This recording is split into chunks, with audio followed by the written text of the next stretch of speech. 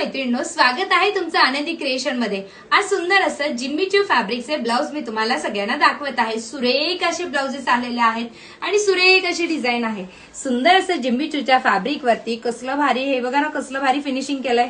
सुंदर असे buttons, proper अशी फिनिशिंग बटन्स लावलेले आहे। छान असा वी गळा आहे।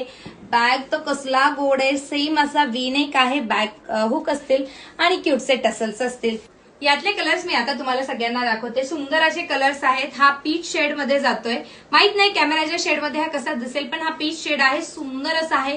प्रॉपर स्लीव्स तुम्हाला याच्यामध्ये 10 इंचाची स्लीव्स बघायला मिळणार आहे।